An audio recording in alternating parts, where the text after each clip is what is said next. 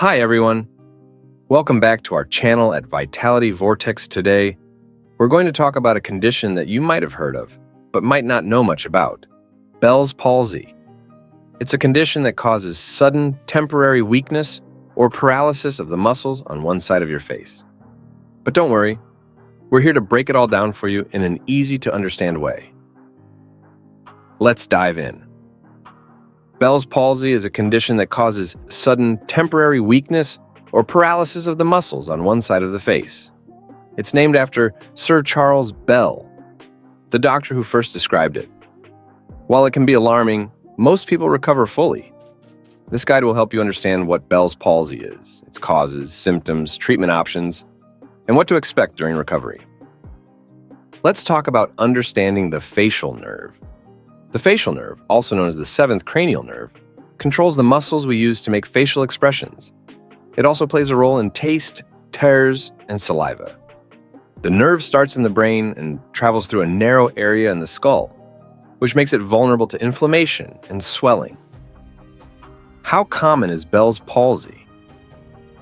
Bell's palsy affects about 15 to 30 people out of 100,000 each year. It can happen to anyone, but it's most common in people between 15 and 60 years old. Pregnant women and people with diabetes or upper respiratory infections are at higher risk. What causes Bell's palsy? The exact cause of Bell's palsy isn't known, but it's often linked to viral infections, especially the herpes simplex virus, which causes cold sores. Other viruses like those that cause chickenpox, mononucleosis, and even the flu can also be involved. These infections can cause the facial nerve to become inflamed and swollen. Now let's talk about the symptoms. Bell's palsy usually comes on suddenly. Key symptoms include: 1. Facial droop. One of the most noticeable signs of Bell's palsy is a drooping appearance on one side of the face. This happens because the muscles on that side become weak or paralyzed. The droop is especially evident when you try to smile, frown, or make other facial expressions. It might look like one side of your face is sagging or slack. This can affect your self-confidence and make social interactions uncomfortable. It may also interfere with daily activities that rely on facial expressions, such as communicating emotions or reactions. 2. Eye problems. The affected side of your face may struggle to close the eye completely. This can leave the eye exposed and vulnerable. Inability to close the eye can lead to dryness and irritation, as the eye isn't properly lubricated by blinking. In severe cases, this can result in damage to the cornea.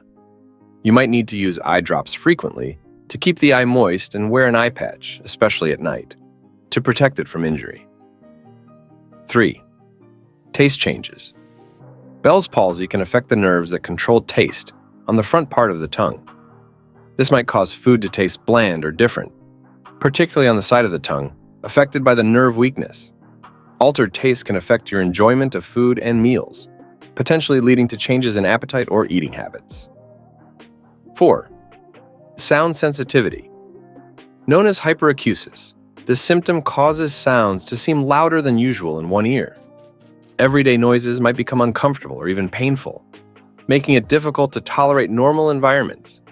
You might avoid noisy places or use ear protection to manage this heightened sensitivity.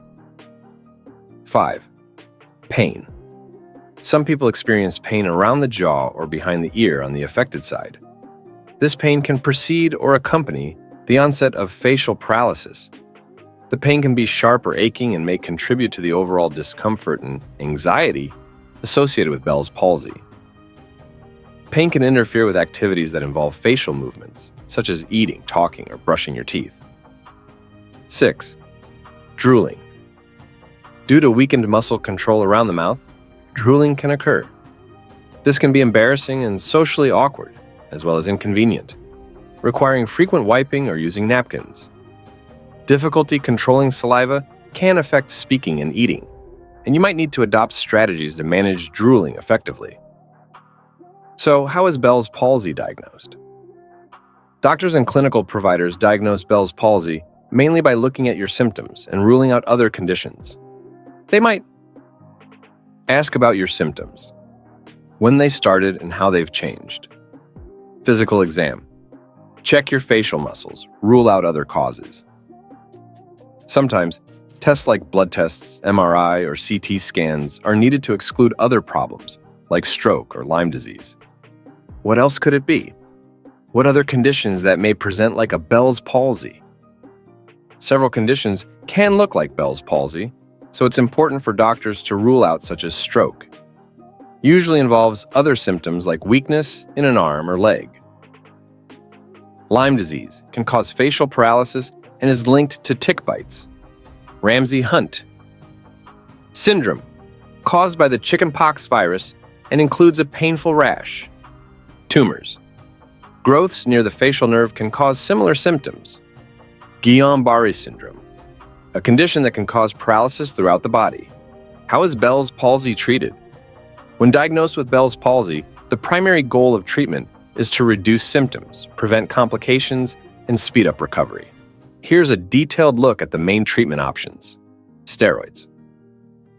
The most commonly prescribed treatment for Bell's palsy is corticosteroids, such as prednisone. These medications are highly effective in reducing inflammation around the facial nerve. By decreasing inflammation, steroids can help alleviate pressure on the facial nerve, thereby improving symptoms and promoting faster recovery. Typically, steroids are prescribed within 72 hours of symptom onset for the best results. The treatment course usually lasts about 10 days, starting with a high dose that gradually tapers off. Antiviral drugs. Antiviral medications like acyclovir or valacyclovir may be prescribed if a viral infection, such as herpes simplex virus, is suspected to be the underlying cause of Bell's palsy. These drugs work by inhibiting the replication of the virus, thereby reducing its impact on the body. Antiviral drugs are often used in combination with steroids. While their effectiveness in Bell's palsy treatment is still debated, they are considered beneficial in cases where a viral infection is clearly identified. Eye care. Protecting the affected eye is crucial, as Bell's palsy can prevent complete eyelid closure, leading to dryness and potential damage to the cornea. Various measures can help maintain eye moisture and prevent injury. Regular application of eye drops and ointments, along with using an eye patch as needed, helps safeguard eye health. Physical therapy. Physical therapy can help maintain muscle strength and prevent permanent stiffness or contractures in the facial muscles. Physical therapists may guide patients through exercises that stimulate and strengthen facial muscles. Techniques can include gentle facial massage can enhance blood flow and flexibility. Facial exercises to move and stretch the muscles can promote nerve function and muscle control. Regular sessions with a physical therapist and daily at-home exercises are recommended for optimal results. What to expect? Recovery and complications. Most people start to get better within a few weeks and recover fully within 3 to 6 months. However, some might have lingering symptoms or complications like chronic weakness, persistent weakness in facial muscles, synkinesis, involuntary movements, such as your eye closing when you smile, eye problems, ongoing dryness or irritation if the eye doesn't close properly. Emotional impact. Changes in appearance and function can affect self-esteem and mental health. Getting back to normal. Rehabilitation. Rehabilitation can help speed up recovery and manage symptoms.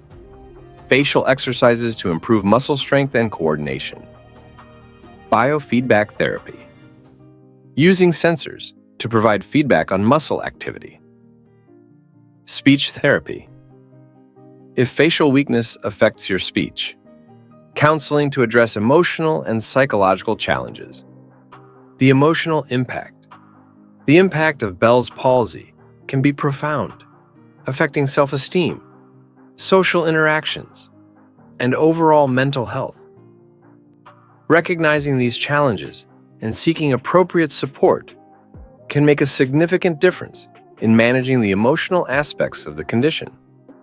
It's essential to approach conversations about Bell's palsy with sensitivity and understanding, providing a supportive environment for those affected. If you or someone you know is dealing with Bell's palsy, remember that you are not alone.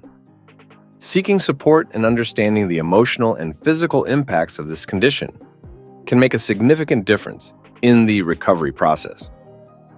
Hearing from others who have experienced Bell's palsy can be encouraging. Personal stories highlight the variety of experiences and offer insights into living with and overcoming this condition. Your experiences and thoughts matter to us. If you or someone you know has been affected by Bell's palsy, we would love to hear from you. Use the comments section below to connect with others who understand what you're going through.